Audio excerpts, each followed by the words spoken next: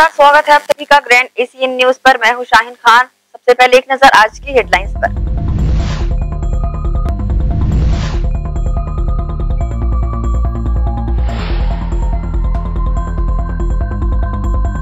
दुर्ग के राजेंद्र पार्क में किया गया फ्लावर शो का एक दिवसीय आयोजन। शहर विधायक हुए शामिल, गुनगुनाए दोस्ती के गीत।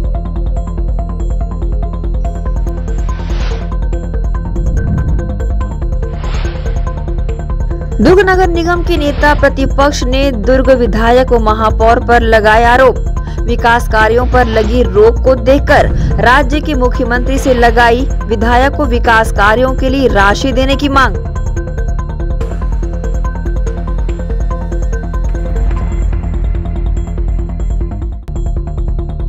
और भिलाई 3 से नागपुर की ओर जा रही कोयले से भरी मालगाड़ी के एक बोगी से उठा धुआं उठते देख पुलिस प्रशासन ने भिलाई नगर रेलवे स्टेशन पर मालगाड़ी को रुकवाकर अग्निशमन विभाग की मदद से बुझवाई आग।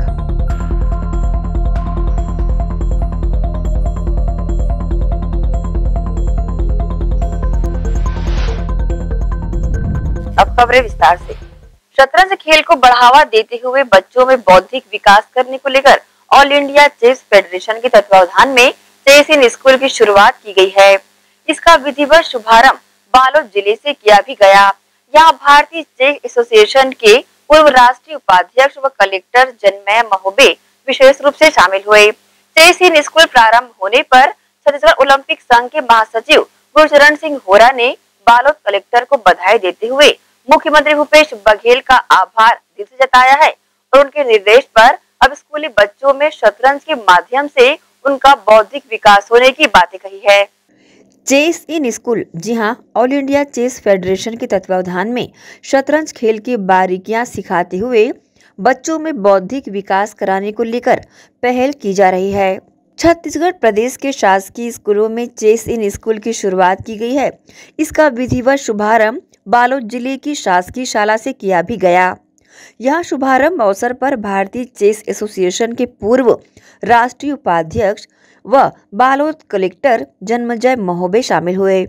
बच्चों में भी यहां पर शतरंज को लेकर गजब का उत्साह नजर आया। यहां बच्चों को चेस खेल की महत्ता बताते हुए खेल को बढ़ावा देने का प्रयास किया गया। विशेष रूप से शामिल जिला कलेक्टर ने भी यहां काफी रुचि दिखाई व बच्चों का उत्साह वर्धन किया। 2 चीज़ है इसमें। एक तो चेस हम बच्चों के लिए काफ़ी एक ऐसा स्पोर्ट्स है जो मेंटल स्टेबिलिटी लाता है, लॉजिकल बनाता है। इसमें साइंस, मैथ्स सारी चीज़ है। बच्चों का कंसंट्रेशन बढ़ाता है, पेशेंस बढ़ाता है, डिसिप्लिन में रखता है और क्रिएशन मेन है, क्रिएटिविटी लाता है।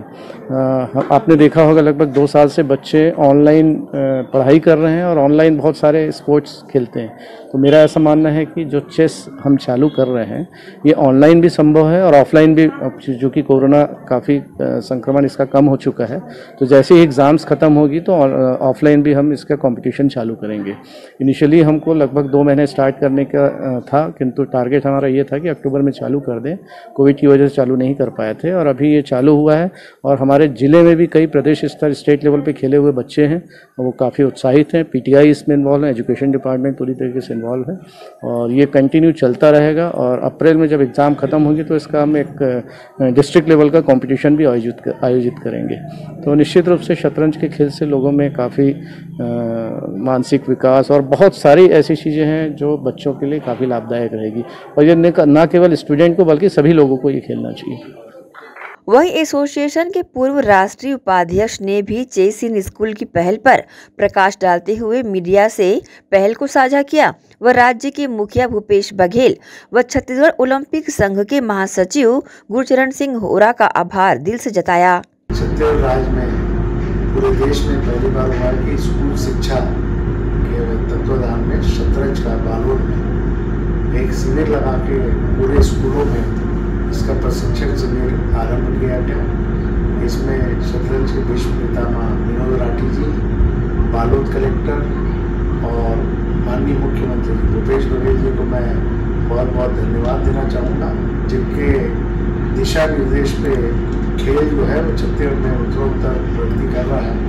और अभी वर्तमान में एक इंडिया के ग्रैंड मास्टर ने नंबर 1 खिलाड़ी कास्लो को सिर्फ 12 चालों में मात दे दी। ये चेस में ही संभव है और मैं इसलिए माननीय मुख्यमंत्री जी का बहुत आभार मानता हूँ कि छत्तीसगढ़ में सभी स्कूलों में चेस की अनिवार्यता दे दी और पूरे देश में ये पहला राज्य होगा जहाँ छत्तीसगढ़ का प्रशिक्षण शिविर प्रारंभ। अखिल भारतीय शतरंज महासंघ द्वारा एक विशेष योजना बनाई गई है चेस इन स्कूल के नाम से।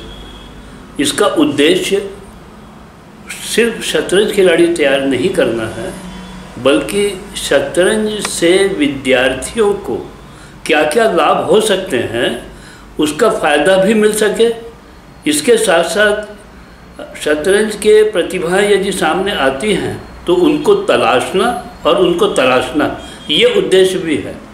जैसे शतरंज खेलने से बच्चों की क्रिएटिव थिंकिंग, लॉजिकल थिंकिंग, उनकी याददाश्त, उनमें लीडरशिप की क्वालिटी, उनकी रीडिंग स्किल, मैच्योरिटी, उनको योजना बनाना, प्लानिंग करने की आदत, कंसंट्रेशन, ऑब्जर्वेशन स्किल, डिसिप्लिन, उनका आईक्यू, बहुत से ऐसे गुण हैं।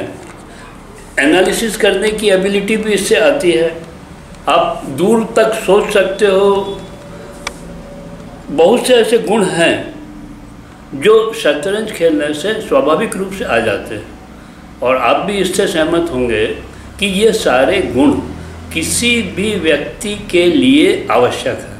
यदि ये गुण हैं तो व्यक्ति किसी भी फील्ड में जाए पूरी की पूरी सफलता हासिल कर सकता है। तो इन्हीं सब चीज़ों को ध्यान में रखते हुए हमारी apex body all India chess federation, उनके जो मेन कर्णधार हैं श्री संजय कपूर साहब, हमारे प्रेसिडेंट, हमारे बहुत सक्रिय सचिव जिन्हें हम इतिहास पुरुष कह सकते हैं, श्री भरत सिंह चौहान, और all India chess federation chess in school के चेयरमैन श्री अजीत वर्मा साहब, इन लोगों ने एक विशेष योजना बनाई और इस योजना को लागू करने का सबसे पहला गौरव भी छत्तीसगढ़ को प्राप्त हो रहा है। सर बताएंगे, चेस इन स्कूल अभी आपने शुभारंभ किया है अभी 15 तारीख को, यहाँ पर कलेक्टर सर भी आए थे और बच्चों का वहाँ पर उत्साह कैसा दिखा? उन लोगों को शतरंज के लिए कितनी उनमें जागरूकता या लगाव दिखी? जब chess in school project Chhattisgarh में लागू करने की जब चर्चा चली तो हमारा फोकस था कि हम विशेष रूप से ग्रामीण अंचल और आदिवासी अंचल को चुनें, क्योंकि ये ऐसे क्षेत्र है जहाँ प्रतिभाओं की कमी तो नहीं है, किंतु इन लोगों को वो पर्याप्त सुविधाएं नहीं मिल पाती, वो अवसर नहीं मिल पाते जो कि शहरी बच्चों को अवेलेबल है। तो हमारा फोकस था कि हम ग्रामीण अंचल और आदिवासी अंचलों में जाएं। हम बालोद गए। सौभाग्य से बालोद के कलेक्टर साहब श्री जन्मेजय मौर्य साहब, जब हमने उनकी जिज्ञासा, उनकी सोच, उनकी कार्यक्षमता और उनकी इच्छा को देखा तो हमें लगा कि बालोद एक आदर्श स्थान है जहाँ ग्रामीण अंचल भी है, आदिवासी अंचल भी है, और यदि हम यहाँ से अपनी कार्य योजना को प्रारंभ करते हैं तो बहुत अच्छा मैसेज पूरे भारत में जाएगा। तो हमने उनसे रिक्वेस्ट किया, उन्होंने भी हमें भरपूर अवसर दिया और हर तरह से प्रोत्साहन दिया, और चेस इन स्कूल के लिए उन्होंने हमें 6 स्कूल दी, जो 5 स्कूल 5 अलग अलग ब्लॉक में है, ग्रामीण अंचलों में है, और एक बालोद से Swami Atmanand English medium school उन्होंने हमें दी कि आप यहाँ से अपना प्रोजेक्ट स्टार्ट कर सकते हैं। सेक्रेटरी श्री भरत सिंह जी चौहान जब रायपुर प्रवास में आए थे हमारे वार्षिक अधिवेशन के दौरान, तो माननीय प्रदेश के यशस्वी मुख्यमंत्री श्री भूपेश बघेल जी से हमारे संरक्षक श्री गुरुचरण सिंह जी होरा के नेतृत्व में हमारे अध्यक्ष श्री राघवेंद्र सिंघानिया जी और दूसरे पदाधिकारी जो हैं, उन्होंने माननीय मुख्यमंत्री जी से भेंट की, उनको चेस इन स्कूल के बारे में बताया। तो चेस इन स्कूल के बारे में जानकर मुख्यमंत्री जी का जो रिस्पांस था वो बहुत ही उत्साहवर्धक था। उन्होंने भी इसके लिए अपनी पूरी रजामंदी दी और हर तरह शासन के सहयोग का आश्वासन दिया। और उसी क्रम में हम होरा जी के साथ इस प्रोग्राम को हमने विस्तार से चर्चा की और आगे बढ़े। निश्चित रूप से जो रिस्पांस हमने बालोद में देखा, बच्चे इतने उत्साहित थे, सीखना चाहते हैं शतरंज, जो लोग थोड़ा बहुत शतरंज जानते भी थे वो भी और आगे बढ़ना चाह रहे थे। तो एक बहुत ज़बरदस्त उत्साह हमको वहाँ दिखा और ये जो है ये लगभग ये स्थिति पूरे प्रदेश में सभी स्कूलों में हमें मिलेगी। वहीं यहाँ पर शुभारंभ अवसर पर शामिल स्कूली विद्यार्थियों ने भी अपनी प्रतिक्रिया दी। बहुत अच्छा लग रहा है कि यहाँ ये कार्यक्रम हुआ है और इसके बहुत सारे एडवांटेजेस हैं। हमारी मेमोरी पावर इंक्रीज़ होती है, लर्निंग पावर जो कि हमारी स्टडी में बहुत फ़ायदेमंद होती है। अभी तक आप कहाँ खेले हैं, क्या लगता है अन्य बच्चों को कितना लाभ मिलेगा? मैं सिर्फ अभी तक स्कूल लेवल तक गई हूँ और डिस्ट्रिक्ट लेवल तक, और ये बहुत यूज़फुल रहता है क्योंकि इससे हम लाइफ डिसीजंस ले सकते हैं। पेशेंस रहती है इसमें, डिसिप्लिन रहती है, सो इट्स वेरी यूज़फुल। अपना नाम बताएं। मेरा नाम चंचल यादव है। सर बहुत प्राउड फील हो रहा है और हमारे जो मेट्स हैं वो भी चेस में आगे बढ़ेंगे। और सर जैसे कि मैं सर शुरू से चेस में था, मेरे नेबर से सीखा, फिर धीरे धीरे आगे बढ़ा तो मेरे को बहुत सारी इम्प्रूवमेंट दिखी। और बाकी सब में भी एकेडमिक्स में भी, और फिजिकल थोड़ा नहीं है पर एकेडमिक्स में इसका बहुत वो होता है और मेंटली बहुत हम लोग प्रिपेयर हो जाते हैं आगे कुछ भी होता है तो। और सर बाकी लोग भी यही करेंगे तो हमारा जो डिस्ट्रिक्ट है, फिर स्टेट है, फिर नेशनल लेवल पे हम लोग बहुत अच्छा परफॉर्म कर सकते हैं। जीवन में हमारी गति क्या होगी, जीवन के अगले क्षण में हमें क्या निर्णय लेना है जो जीवन में लाभदायक हो, इस तरह के कई बौद्धिक विकास शतरंज से होते हैं जो कि स्कूली विद्यार्थियों को नई ऊर्जा, नई राह प्रदान करते हैं। निश्चित ही ऑल इंडिया चेस फेडरेशन की पहल चेस इन स्कूल विद्यार्थियों के जीवन में सफल व एकाग्र होने में कारगर साबित होगी, ऐसी उम्मीदें जताई जा सकती है। ग्रैंड एशियन न्यूज के लिए शाहीन खान की report. All India tennis association के तत्वावधान में छत्तीसगढ़ प्रदेश टेनिस संघ द्वारा गोंडवाना कप टेनिस टूर्नामेंट का आयोजन 28 फरवरी से 4 मार्च तक यूनियन क्लब एवं छत्तीसगढ़ क्लब में किया जा रहा है। संघ के महासचिव गुरुचरण सिंह होरा ने जानकारी देते हुए बताया कि इस टूर्नामेंट का उद्घाटन रविवार को शाम 5 बजे यूनियन क्लब में महामहिम और राज्यपाल सुश्री अनसुईया उइके करेंगी। विशेष अतिथि के रूप में कुलदीप जुनेजा विधायक एवं chairman housing board Brijmohan Agrawal विधायक एवं पूर्व मंत्री रहेंगे। दुर्ग नगर निगम के राजेंद्र पार्क में मनाए जा रहे फ्लावर शो में रंग बिरंगे फूलों की प्रदर्शनी आकर्षक कलाकृतियां सहसा ही लोगों को आकर्षित करती नजर आई। वही कार्यक्रम में शहर विधायक ने गीत भी गुनगुनाए। दुर्ग नगर निगम के राजेंद्र पार्क में रविवार को फ्लावर शो का आयोजन किया गया, जहां रंग बिरंगे फूलों से सजा पार्क सहसा ही लोगों को अपनी ओर आकर्षित करता नजर आया। निगम द्वारा आयोजित फ्लावर शो में रंग बिरंगे खूबसूरत फूलों के साथ बोनसाई पौधे और धान से बनी आकर्षक चित्र फ्लावर शो के मुख्य आकर्षण का केंद्र रहे। इसके साथ ही प्रदेश सरकार की महत्वाकांक्षी योजनाओं को प्रदर्शित करते हुए स्टॉल का आयोजन भी किया गया, जिसमें मॉडल के माध्यम से प्रदेश सरकार की योजनाएं प्रदर्शित की गई। इसी कड़ी में सांस्कृतिक कार्यक्रम में शहर विधायक अरुण वोरा अपने आप को नहीं रोक पाए और सीधे मंच पर चढ़कर दोस्ती की सलामती के लिए गीत गुनगुनाए।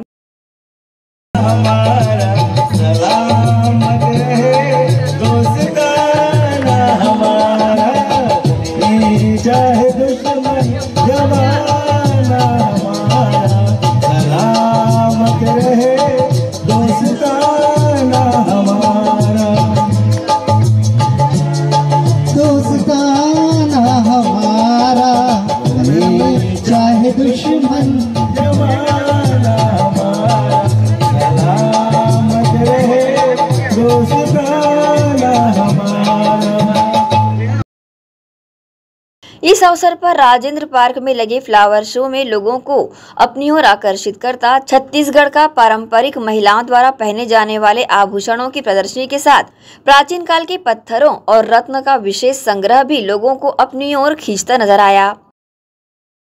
मुझे बहुत अच्छा लगा इस बार आके, क्योंकि मैं इसलिए अच्छा बोल रही हूँ क्योंकि पिछले बार भी इनका फ्लावर शो का आयोजन था जिसमें मैंने जजमेंट किया था। तो कंपैरिजन में कर रही हूँ तो इस बार एंट्रीज बहुत ज़्यादा आई है, और जैसे सर ने कहा कि नेक्स्ट टाइम प्रोत्साहित करें हम, प्रचार प्रसार और अच्छे से करने की आवश्यकता है, जिससे पब्लिक जो है वो ज़्यादा इंटरेस्ट लेके पार्टिसिपेट करें। इसके बारे में हमें बताने की ज़रूरत है कि ये क्यों इम्पोर्टेंट है हमारे लिए, तो फिर लोग इसमें जो आयोजन किया है फ्लावर शो का नगर निगम ने काफ़ी सुंदर ढंग से आयोजित किया है, और इस बार काफ़ी संख्या में एंट्री भी आई है। अभी हम लोग जजिंग कर रहे थे तो काफ़ी लोगों ने फ्लावर के आइटम रखे हैं, पॉटेड प्लांट लगा है, ऑर्नामेंटल प्लांट लगा है, काफ़ी अच्छा लग रहा है। कुछ नया इस बार से देखने को मिला? हाँ, कुछ नई वैरायटी हमको देखने मिली है, लेकिन लोगों से उम्मीद करेंगे कि अगली बार और अच्छे ढंग से करें। और यहाँ पर हमें पत्थरों का और रत्नों के संग्रह का प्रदर्शन कर रहे हैं। मेरे पास सबसे पुराना यहाँ पर एक पत्थर है, 13.8 करोड़ वर्ष पुराना फॉसिल है, मोलस्क प्रजाति का कीड़ा है जो फॉसिल के रूप में है। और यहाँ पर आप देख रहे हैं कोरल है, कोरल का भी फॉसिल मेरे पास में दिखाई दे रहा है आपको। ये कम से कम 4 से 5 इस प्रकार से बच्चों को बताने के लिए बॉक्साइट है, हेमेटाइट है, जेलिना है, निकल है, आयरन ओर है, जैस्पर है, बहुत सारी चीज़ें ऐसी हैं जो स्कूल के बच्चों के लिए सीखने के लिए बहुत सहायक है। ऐसे कोई छत्तीसगढ़ का सबसे कीमती जो डायमंड है तो ये मेरे हाथ में है और बहुत मूल्यवान है। इस प्रकार से बस्तर में सबसे अधिक मिलने वाला पुरंदम, जो हमारा राज्य है, बहुत धनधान्य है, और इसके बारे में हम जगह जगह बताते हैं कि हमारा छत्तीसगढ़ पूरे मतलब खनिज के मामले में बहुत समृद्ध है। कार्यक्रम में मैं हमारे छत्तीसगढ़ के जो पुरखौती गहने हैं उनका मैं प्रदर्शनी में दिखाने के लिए लाया हूँ। और इस प्रदर्शनी का मेन उद्देश्य ये है कि जब से हमारा छत्तीसगढ़ बना है तब से जो छत्तीसगढ़ स्तर पर जो PSC परीक्षा आयोजित कर रहे हैं उसमें इससे संबंधित प्रश्न पूछ रहे हैं। तो इस कारण से हमारे आने वाले पीढ़ी है और हमारे जो नवयुवा साथी हैं, बच्चे हैं, वो PSC की तैयारी अच्छा से कर सकें। इसके लिए और साथ ही मैं चाह रहा हूँ कि हमारे छत्तीसगढ़ के गहनों पे एक शोध हो कि वास्तव में इसके पीछे वैज्ञानिक कारण क्या है। अभी तक तो लोग मानते हैं कि इसको केवल परंपरा के रूप में ले लेते हैं कि ये पारंपरिक है और लोग पहनते आ रहे हैं, लेकिन इसके पीछे जो वैज्ञानिक कारण है वो बच्चे जाने, इस उद्देश्य से मैं इसका कलेक्शन किया हूँ। और अब मेरे पास लगभग 150 प्रकार के गहनों का संकलन है, और ये सारे गहने जो हैं हमारे संपूर्ण छत्तीसगढ़ क्षेत्र का है। और ये हमारे यहाँ ऐसे पुराने ऐसे एक से गहने थे जो वास्तव में आश्चर्य ही कहा जाए।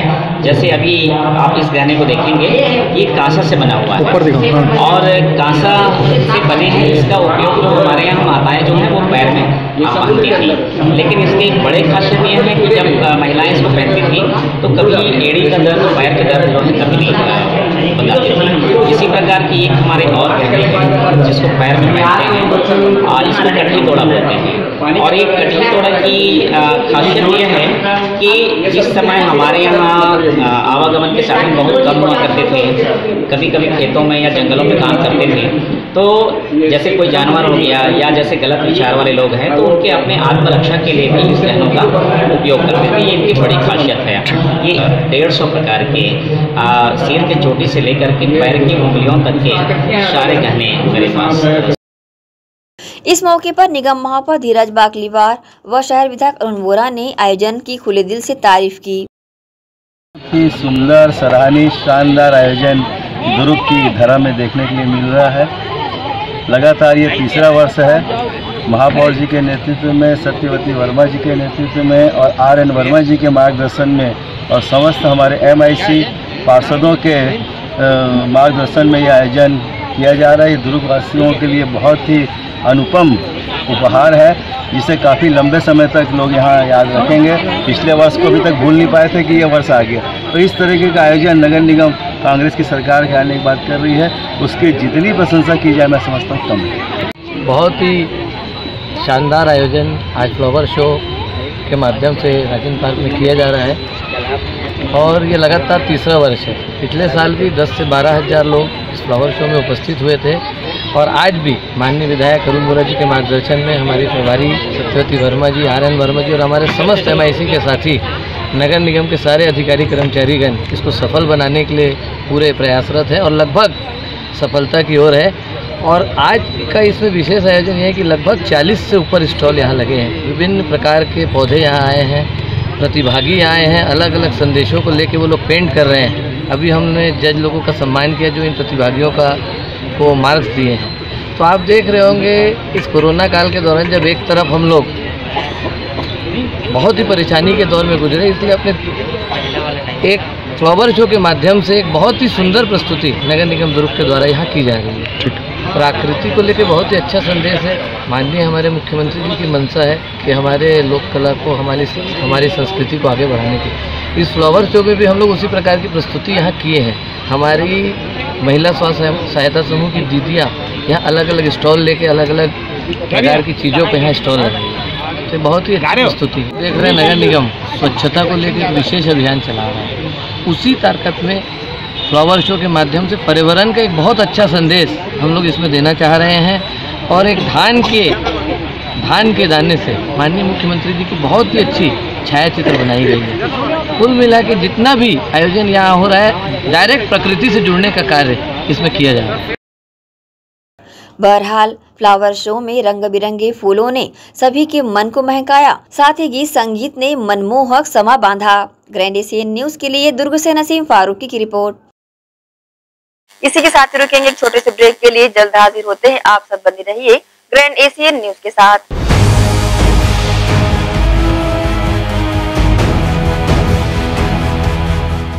शहर के हृदय स्थल civic centre Chowpatty open ground में 16 फरवरी से शानदार शुभारंभ हैंडलूम एक्सपो का किया गया है। जी हां, ट्रेडिशनल हैंडलूम एक्सपो में 18 राज्यों के कारीगरों द्वारा निर्मित वैरायटियां यहां पर उपलब्ध है।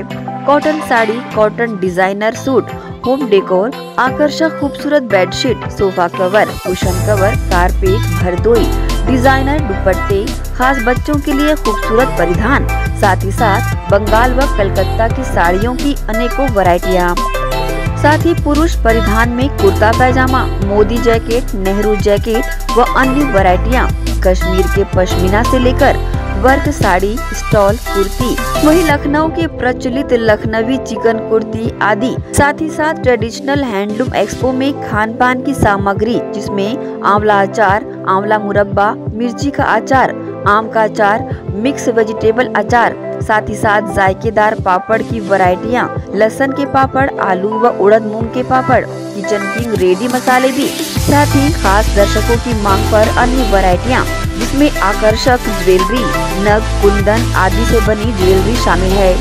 यहाँ खरीदारी करने आए लोग काफी संतुष्ट नजर आए। वहीं दुकानदारों ने वैरायटियों के बारे में बताया। तो आप भी ये सुनहरा मौका हाथ से जाने ना दें और अपनी मनपसंद खरीदारी करने civic centre Chowpatty open ground जरूर पहुँचे और अपनी शादी पार्टीज को यादगार बनाएं। और हाँ, ग्राहकों की सुविधा व फायदे के मद्देनजर 20% की आकर्षक छूट यहाँ प्रदान की गई है। तो जल्दी करें, ये मौका हाथ से जाने ना दें।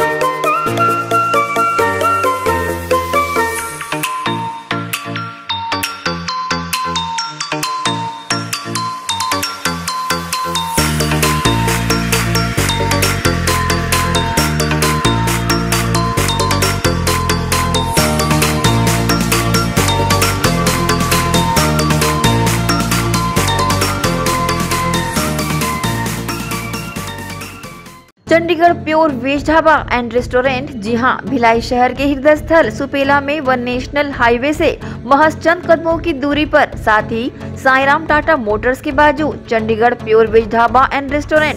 हमारे यहाँ चंडीगढ़ से आए कुक द्वारा सभी प्रकार के south Indian, Chinese, continental tasty food उपलब्ध हैं। पंजाबी कुलचा, इडली, सांभर वड़ा, सादा डोसा, मसाला डोसा, मंचूरियन, छोले भटूरे व साथ ही सभी प्रकार के pure veg dishes, tasty food के अलावा सेल्फी जोन जो कि खास आकर्षण का केंद्र है, साथ ही पार्टी की भी सुविधा। Chandigarh pure veg dhaba and restaurant, हमारा पता साईराम टाटा मोटर्स के बाजू सुपेला भिलाई। टाटा शोरूम के पीछे में जस्ट हमने क्या है पूरा पंजाब का थीम लेके आया हुआ है अभी यहाँ पर। जो हमारा ढाबा है बेसिकली जो कॉन्सेप्ट है चंडीगढ़ का थीम है, और जो हमारे कुक्स हैं स्पेशली हमने पंजाब और चंडीगढ़ से बीच में सारे कुक्स हमारे स्पेशलिस्ट हैं। और हमारा ढाबा नाम से है लेकिन मल्टी कुजिन रेस्टोरेंट है। इसमें साउथ इंडियन, नॉर्थ इंडियन और आपका कॉन्टिनेंटल, चाइनीज़ सारी वेराइटी हमारे पास है, तो एक बार अवश्य पधारें। कॉन्टेक्ट नंबर 8196991110, 0788423096, तो अवश्य पधारें Chandigarh pure veg dhaba and restaurant. BM Shah super multi speciality hospital, 24 घंटे आपातकालीन सुविधाएं, जिसमें मॉडुलर ऑपरेशन थिएटर से सुसज्जित छत्तीसगढ़ के प्रतिष्ठित न्यूरो फिजिशियन, न्यूरो सर्जन की सुविधाओं के साथ सड़क दुर्घटना में घायल मरीजों के लिए विशेष ट्रॉमा आईसीयू की सुविधा उपलब्ध है। हॉस्पिटल में हृदय रोग विशेषज्ञों की टीम के साथ एडवांस कैथ लैब की सुविधाएं, साथ ही जिसमें एंजियोग्राफी, एंजियोप्लास्टी, पेसमेकर की सुविधा उपलब्ध है। हॉस्पिटल में medical ICU, surgical ICU, NICU, burn unit के साथ डायलिसिस की सुविधा 24 घंटे उपलब्ध है। हॉस्पिटल के सभी वार्ड एयर कंडीशनर होने के बावजूद सबसे किफायती दरों में उपलब्ध। General ward, private room, deluxe room, super deluxe room की सुविधाएं उपलब्ध है। हॉस्पिटल में गायनिक डॉक्टर्स की एक्सपर्ट टीम, नॉर्मल डिलीवरी एवं सिजेरियन के लिए सुविधा 24 घंटे उपलब्ध है। साथ ही साथ महिला एवं बच्चों के लिए अलग अलग वार्ड की सुविधा उपलब्ध है। हॉस्पिटल में सभी प्रकार की जांच जैसे MRI, CT scan, sonography, 2D echo, ECG, EEG, endoscopy, x-ray, खून एवं पेशाब की जांच की सुविधा बेहद किफायती दरों में उपलब्ध है। हमारा पता BM Shah multi speciality hospital and research centre, Shastri Nagar, Supela, Bhilai, Chhattisgarh. Phone number 7713077711, 7730777722।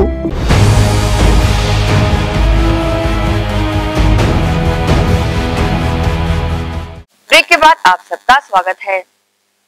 दुर्ग नगर निगम द्वारा लगातार कई वर्षों से है,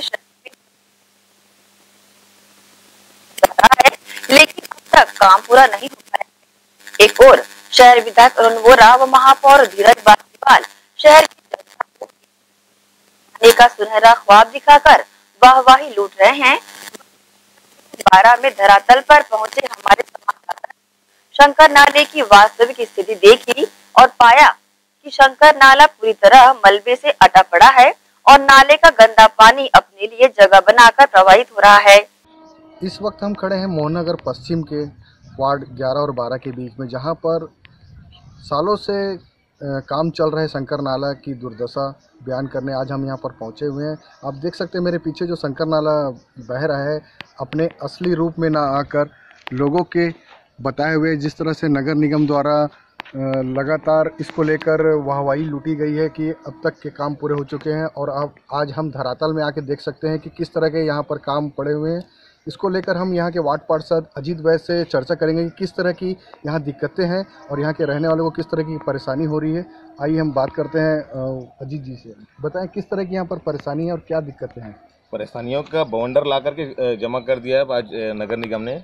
ना जाने ये कहाँ का मलमा यहाँ पर ला करके रख दिया मेरे वार्ड के किनारे। नाला बना रहे हैं करके लोगों ने अपनी वाहवाही तो लूट लिया है। शंकर नगर नाला अभी पूरी तरीके से बना नहीं है, बन गया है करके उन्होंने अपनी वाहवाही तो लूट ली है। आज सर जहाँ जहाँ भी मलमा पड़ा हुआ है, जहाँ जहाँ गंदगी फैली हुई है, इसका कारण यही है कि इन्होंने पता नहीं किस जगह का मलमा ला करके यहाँ पे इकट्ठा कर दिया है और पूरा का पूरा वो गंदगी मेरे यहाँ आकर के पूरी जमा हो गई है। तो पानी का बहाव देखना एक किनारे से है, मुश्किल से 3 फीट 4 फीट के बहाव हो रहा है। बाकी पूरा एरिया मलबे से भरा हुआ है। और ये मलबा मेरे वार्ड के बच्चे, बुजुर्ग लोगों के लिए घातक हो गया है। आए दिन वो बीमार पड़ रहे हैं, आए दिन वो लोग गिर रहे हैं नाली में।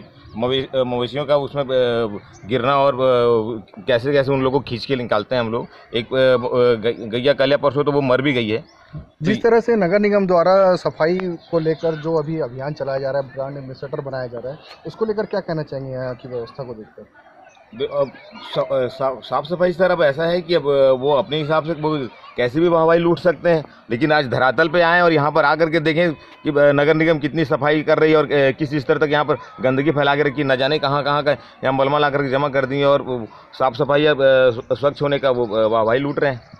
तो एक तरफ जैसे कि नगर निगम द्वारा शंकर नाला के निर्माण को लेकर लगातार कार्य किए जाने की बात कह रहे हैं और यहाँ पर धरातल में देखने को मिल रहा है कि व्यवस्था यहाँ की जस की तस पड़ी हुई है। लाखों रुपए खर्च करने के बाद भी मलबा हज़ारों की तादाद में ट्रकें यहाँ पर पड़ी हुई है। उसके बाद अब ये देखना है कि नगर निगम द्वारा किस तरह की यहाँ की व्यवस्था में सुधार लाया जाता है। दुर्ग से नसीम फारूकी की रिपोर्ट। इसी कड़ी में रविवार को वार्ड पार्षद अजीत वैद ने मीडिया के माध्यम से अपनी वार्ड के लोगों की परेशानियां उजागर की और शंकर नाले की स्थिति बताई। यहाँ पर इतनी परेशानी हो गई है कि नाले में बच्चे लोग हमारे गिर रहे हैं। रात के समय बैठना दुर्भर हो जा रहा है मच्छरों की वजह से। दूसरा और सबसे बड़ा कारण ये जो देख रहे हैं, बच्चे खेलने जाते हैं तो गिर जाते हैं नाले में, तो इससे हमें दो प्रकार के नुकसान हो रहा है। एक तो मेडिकल खर्चा भी हमारा बढ़ रहा है और दूसरा हमें ड्यूटी वाले पर्सन है घर में आ नहीं पाते, तो ये दिक्कतें हो जाती सर। तो जितना जल्दी हो सके प्रशासन से अनुरोध है कि इसको पटवाएं जगह को और हमें निजात दिलाएं। तो जब से नाला भर रहा है, पिछले 2 साल से नाला भर रहा है पर अभी तक कंप्लीट नहीं हुआ है। यहाँ हम लोग को मच्छर की सबसे ज़्यादा दिक्कत होती है और बच्चे जैसे छोटे छोटे बच्चे खेलते हैं तो उसमें गिर जाते हैं, उनको लगना हो जाता है और फिर गाय वगैरह जानवर भी आते हैं वो भी गिर जाते हैं दलदल में।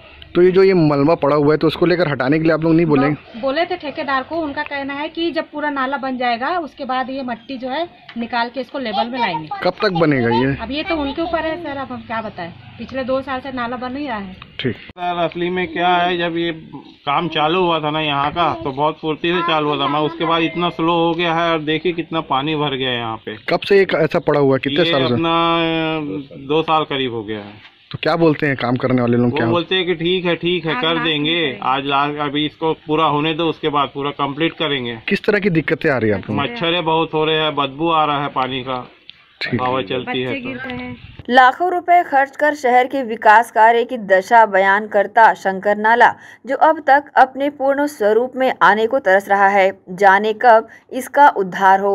ग्रैंड एशियन न्यूज के लिए नसीम फारूकी की रिपोर्ट। फिलिपाइन से नागपुर की ओर जा रही कोयले से भरी मालगाड़ी में रविवार को अचानक आग लगने की जानकारी मिलते ही दुर्ग पुलिस, अग्निशमन विभाग और रेलवे ने भिलाईनगर रेलवे स्टेशन में मालगाड़ी को रुकवाकर अग्निशमन विभाग की मदद से आग पर काबू पाया। हालांकि घटना के दौरान तो नहीं देखी गई, लेकिन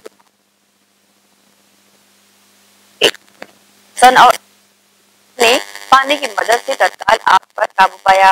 पूरी घटना की जानकारी एडिशनल एसपी संजय ध्रुव ने न्यूज टीम को दी है। एक मालगाड़ी है जो कि नागपुर की ओर जा रही थी, इसमें कोयले लदे हुए हैं और सूचना मिली थी कि इसमें आग लगी है और उसी पर से CSP ओल्ड भिलाई थाना प्रभारी ओल्ड भिलाई ने ओल्ड भिलाई थाने का जो क्षेत्र में जो रेलवे स्टेशन है वहाँ से व्यवस्था बनानी शुरू की। तो अभी ये भिलाईनगर रेलवे स्टेशन रुका हुआ है। अभी रेलवे के अधिकारियों से कोऑर्डिनेट किया जा रहा है ताकि इसमें बेहतर से बेहतर अग्रिम कार्रवाई की जा सके। अभी वर्तमान में तो चीज़ें स्थिति सामान्य है, लेकिन इसमें चूँकि ये अन्य जो सवारी गाड़ियों का भी ये मूवमेंट इसमें होता रहता है, इसलिए एहतियात तौर पर जल्दी रेस्क्यू करना पड़ेगा। स्मृतिनगर पुलिस चौकी क्षेत्र में जियो कंपनी का केबल डाल जमीन की खुदाई कर रहे ठेकेदार और उसके लोगों ने वार्ड 3 के पार्षद हरिओम तिवारी पर हमला कर दिया। पार्षद ने जमीन खोदने का परमिशन लेटर मांगा था। इसी बात को लेकर आरोपियों ने पार्षद हरिओम तिवारी को साइट पर बुलाया और हमला कर दिया। पार्षद हरिओम तिवारी पुलिस चौकी पहुंचे और आरोपी दर्ज कराई। पूरे प्रदेश भर में जियो एवं अन्य टेलीकॉम कंपनियों के द्वारा केबल बिछाने का कार्य युद्ध स्तर पर जारी है और इन किसी भी कंपनियों के पास जमीन खोदने का परमिशन तक नहीं है। बावजूद इसके ये सभी कंपनियों के लोग बेधड़क बेखौफ होकर पूरे प्रदेश भर में रोड खोदकर सार्वजनिक संपत्ति का नुकसान करते और गड्ढे खोदकर हादसों को न्योता देते नजर आ सकते हैं। ऐसा ही एक मामला भिलाई नगर निगम के वार्ड 1 खमरिया में देखने को मिला, जहां वार्ड 3 के पार्षद हरिओम तिवारी के विरोध करने के बाद जियो कंपनी के कर्मचारियों एवं ठेकेदार द्वारा उन पर हमला कर दिया गया।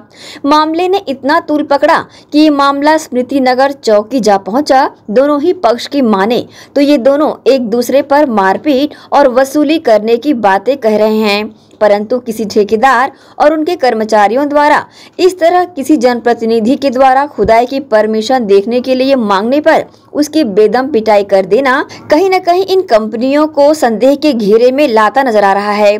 शायद ये कंपनियां खुदाई की परमिशन में लगने वाले शुल्क को बचाने के लिए ऐसा कर रही है या फिर कोई और बात भी हो सकती है।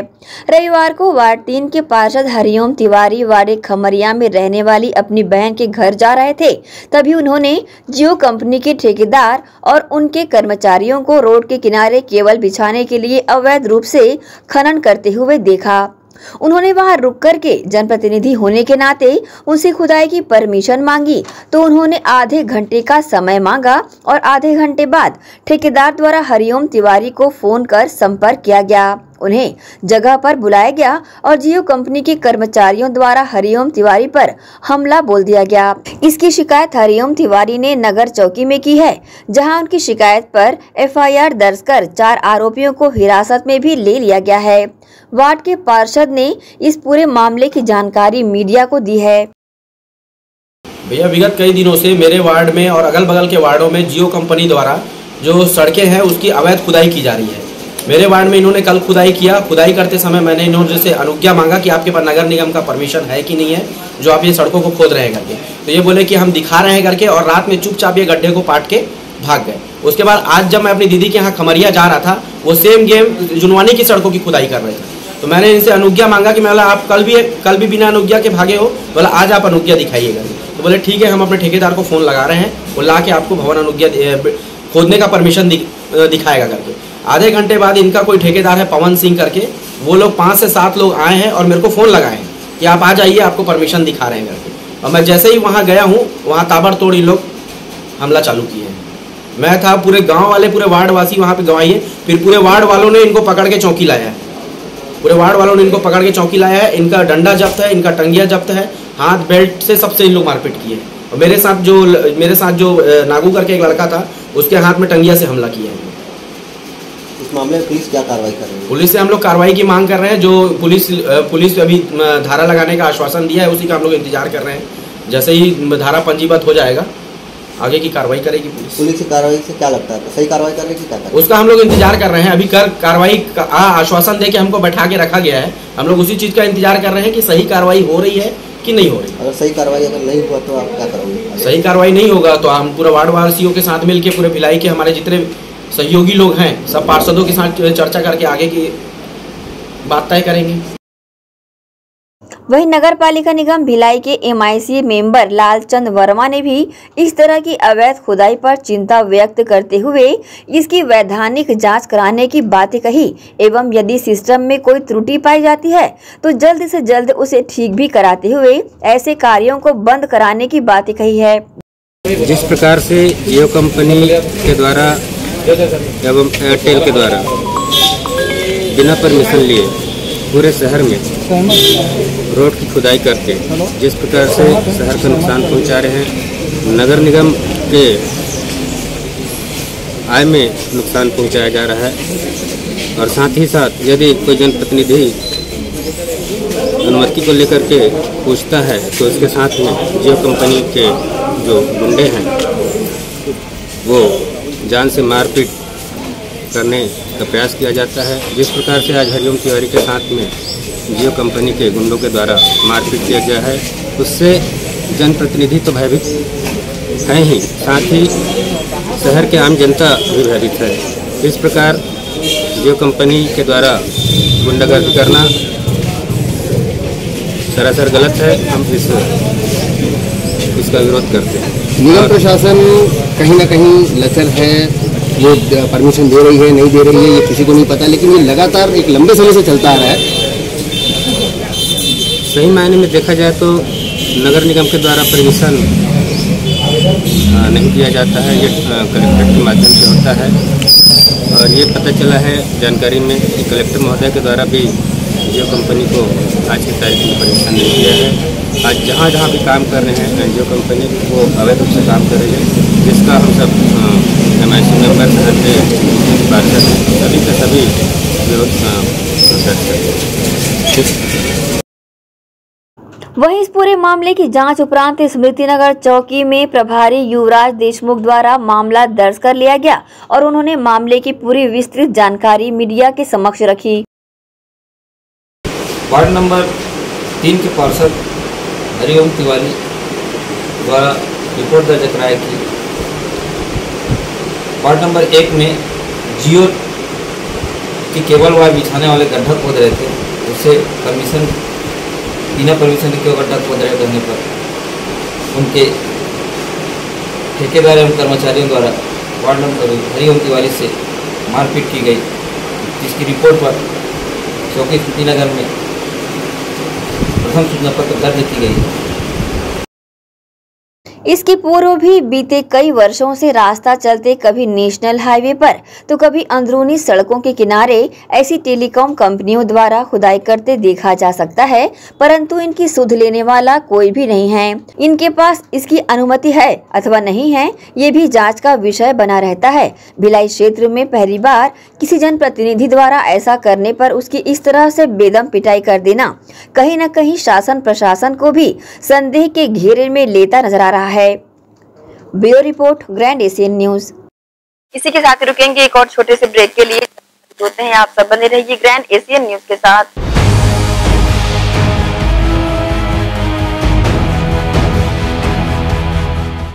हर्पिस, HIV एड्स और हेपेटाइटिस ये वायरस जन्य रोग है। ये ज्यादातर रक्त धारा में मौजूद होता है, जिसमें एक तंतु अनुवांशिक अणु होता है। हर्पिस मुख्यतः 3 प्रकार के होते हैं: herpes simplex, herpes genitalis, herpes zoster. Herpes simplex और हर्पिस जेंटिलियस ये स्त्री और पुरुषों के गुप्तांगों में होता है। ये पुरुष के गुप्तांगों में दाने, छाले, जलन, लाल होना, खुजली के रूप में, इंद्रियों को ढकने वाली चमड़ी का क्रेक होना, फटना, लगातार बुखार, मुंह में छाले होना, शरीर कमजोर होना के रूप में होता है। हर्पिस जोस्टर शरीर में पानी भरे फफोले की तरह जो दर्द, जलन, चमचमाहट, खिंचाव के साथ उभरते हैं। इससे शरीर का कोई भी अंग निष्क्रिय हो सकता है। कोई भी एंटीबायोटिक गोली या मलहम इस रोग को दबा देता है, जिससे इस रोग के समाप्त होने का एहसास होता है, परंतु वो सिर्फ धोखा है। इस बीमारी का इलाज वायरो रिसर्च एवं स्किन केयर क्लिनिक द्वारा तैयार किए गए विशेष आयुर्वेदिक रस रसायन द्वारा संभव है। संपर्क करें doctor HC Agarwal, doctor VK Agarwal, viro research एवं skin care clinic, Swaroop talkies के सामने, स्टेशन रोड, दुर्ग। मैं जब अपने बालों को कोम करती थी तो मेरे काफी ज्यादा बाल कोम्बिंग से टूट जाते थे और सीजनल चेंजेस की वजह से डैंड्रफ भी होता था। फैमिली में भी कुछ लोगों को ये प्रॉब्लम थी। तब मुझे मेरी फ्रेंड ने वास्तु गुरुजी हेयर ऑयल सजेस्ट किया, जिसके सिर्फ 2 यूजेस बाद ही मुझे ऐसा लगा जैसे मेरी स्कैल्प क्लीन महसूस हो रही है, और सिर्फ 4 वॉशेस बाद ही मेरी हेयर फॉल और डैंड्रफ की प्रॉब्लम ऑलमोस्ट जड़ से खत्म हो गई। और इस ऑयल की सबसे अच्छी बात यह है कि ये होममेड है, और उससे भी अच्छी बात यह है कि ये वर्क करता है।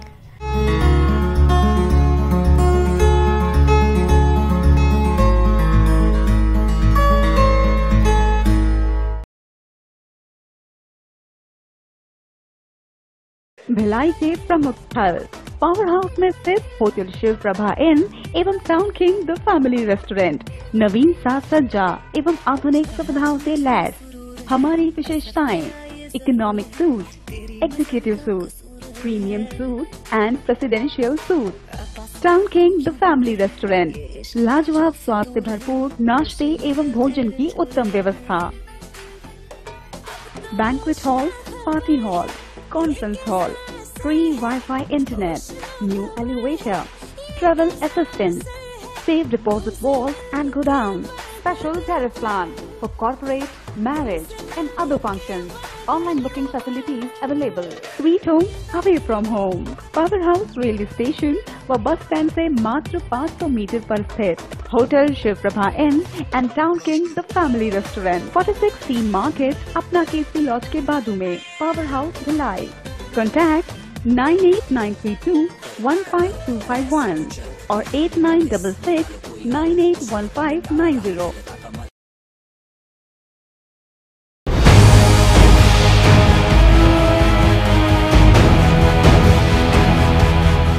ब्रेक के बाद एक बार फिर से आप सभी का स्वागत है। दुर्ग नगर निगम के नेता प्रतिपक्ष ने विधायक व महापौर पर विफलता का आरोप लगाया है। विकास कार्य की रफ्तार मुख्यमंत्री राशि दिए जाने की मांग भी की है। दुर्ग नगर निगम के नेता प्रतिपक्ष अजय वर्मा ने शहर में विकास की रफ्तार कम होने के लिए निगम महापौर धीरज बाकलीवाल व शहर विधायक अरुण वोरा को दोषी ठहराया है।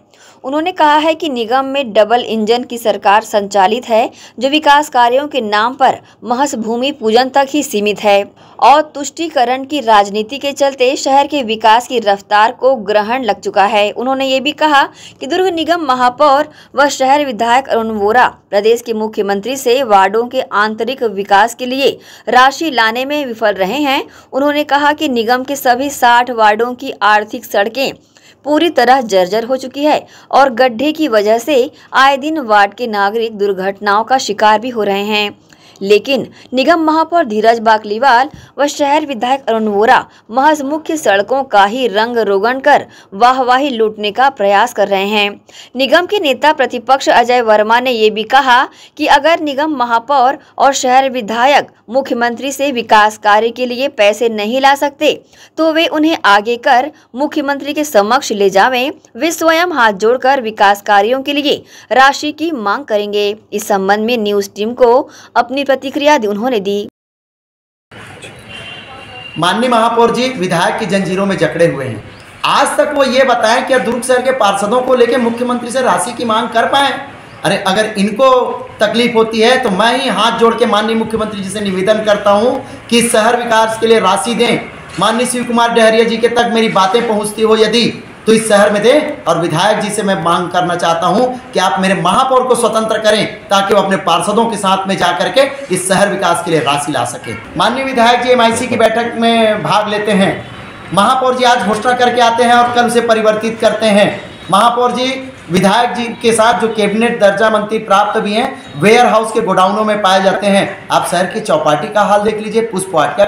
और फिर मैं आपसे जानना चाहता हूं, क्या एक मेयर की ड्यूटी केवल विकास कार्य करके संपन्न हो जाती है? इस शहर का युवा क्या कर रहा है? इस शहर के बुजुर्गों को पेंशन कितनी मिल रही है? इस शहर का पर्यावरण कहाँ जा रहा है? हमारा भूजल स्रोत कहाँ जा रहा है? इन विषयों पे कभी धीरज बाकलीवाल जी ने चिंता की? इसलिए मैं कहता हूँ डबल इंजन की सरकार है। एक तरफ माननीय महापौर जी हैं और एक तरफ विधायक जी के पुत्र हैं, जिनके कारण ये दोनों आगे पीछे खींचातान में 5 अधिकारियों ने नौकरी छोड़ दी इस निगम की। 2 साल इस कार्यकाल को हुआ है और माननीय धीरज बाकलीवाल जी से पूछिए या माननीय विधायक जी से पूछिए, दुर्ग शहर में पटेल चौक, गांधी चौक, पटरी पार में ओवरब्रिज के नीचे पोटिया बोरसी, दुर्ग शहर में ऐसा वार्ड बताएं जहां की सड़कें अच्छी हो, ऐसा चौक बता दें जो गड्ढे से मुक्त हो। ये इनकी विकास की कल्पना है। 152 करोड़ रुपए नरेंद्र मोदी के देने के बावजूद दुर्ग शहर प्यासा है। जितनी ज़रूरत इस शहर की जनसंख्या से 1.5 गुना ज़्यादा पानी हम फिल्टर करते हैं, फिर क्यों शहर प्यासा है? तो ये इनके विकास को दिखाता है। ना कोई कल्पना है, ना कोई प्रोग्राम है। माननीय विधायक जी तुष्टीकरण की राजनीति करते हैं। एक काम जितने की बोर्ड लगी है, कई हजार करोड़ रुपयों के विकास का बोर्ड लग गया, फिर ये सारे चौराहों में क्यों गड्ढे हैं? जी रोड बन रहा है, वहाँ सर्पाकार नालियाँ क्यों बन रही है? कहीं 15 मीटर की सड़क, कहीं 6 मीटर की सड़क। तो अंधा बांटे रेवड़ी और चीन चीन के दे, ये कहावत माननीय विधायक जी के ऊपर लागू होती है। वो 1 रुपये नहीं ला पा रहे हैं, प्रदेश सरकार में उनकी चल नहीं रही है और हम मांग करते हैं कि उनको तत्काल भिड़ना चाहिए और लाना चाहिए। दुर्ग शहर त्राही त्राही कर रहा है विकास के बिना। ग्रैंड एशियन न्यूज के लिए दुर्ग से नसीम फारूकी की रिपोर्ट। नारकोटिक्स के मामलों में विवेचना की महत्वता एवं विधि के प्रावधानों की जानकारी प्रदान करने हेतु कार्यशाला का आयोजन किया गया, जिसमें जिला सत्र न्यायाधीश ने जानकारियां दी। जिला एवं सत्र न्यायाधीश राजेश श्रीवास्तव, अध्यक्ष जिला विधिक सेवा प्राधिकरण दुर्ग के निर्देशन पर नारकोटिक्स के मामलों में विवेचना की महत्वता एवं विधि के प्रावधानों की जानकारियां देने एक दिवसीय कार्यशाला जिला एवं सत्र न्यायालय के सभागार में आयोजित की गई, जिसमें दुर्ग शहर में नशे की प्रवृत्ति लगातार बढ़ रही तथा लोगों के द्वारा नशे का सेवन सार्वजनिक जगहों पर किया जा रहा है, जिसमें दुर्ग शहर में नशे की प्रवृत्ति लगातार बढ़ रही तथा लोगों के द्वारा नशे का सेवन सार्वजनिक जगहों पर न करने पर बल दिया गया। कार्यशाला में बीएन मीणा, पुलिस अधीक्षक, मुख्य न्यायिक मजिस्ट्रेट संतोष ठाकुर, ब्रजराज सिंह, ड्रग इंस्पेक्टर बाल मुकुंद चंद्राकर, शासकीय अभिभाषक सहित नारकोटिक्स प्रकरणों के विवेचना अधिकारी और थाना प्रभारी उपस्थित रहे। ग्रैंड एशियन न्यूज के लिए दुर्ग से नसीम फारूकी की रिपोर्ट। शनिवार को स्वर कोकिला स्वर्गीय लता मंगेशकर व संगीतकार स्वर्गीय बप्पी लाहिरी को भावभीनी श्रद्धांजलि वरिष्ठ नागरिक कल्याण समिति व राधिका नगर वार्ड सद्भावना समिति के संयुक्त तत्वावधान में दी गई। यहाँ विभिन्न क्षेत्र में सक्रिय लोगों ने अपने गीतों के माध्यम से भावभीनी श्रद्धांजलि अर्पित की।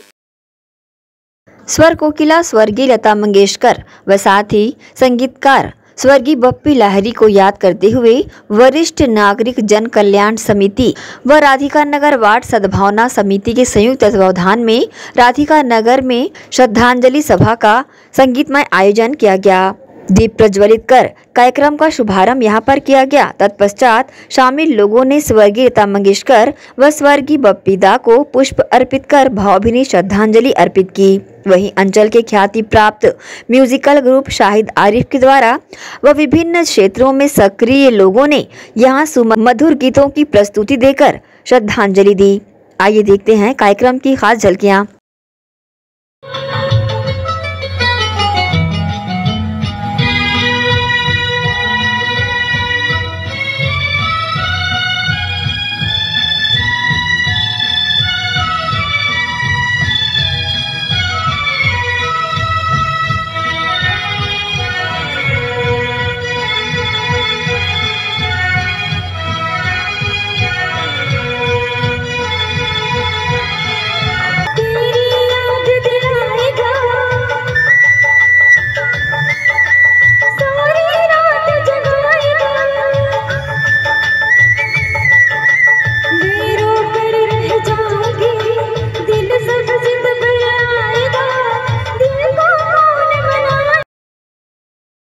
बहरहाल श्रद्धांजलि कार्यक्रम में बड़ी संख्या में लोग शामिल होकर सुमधुर गीतों को सुन आनंदित होते नजर आए।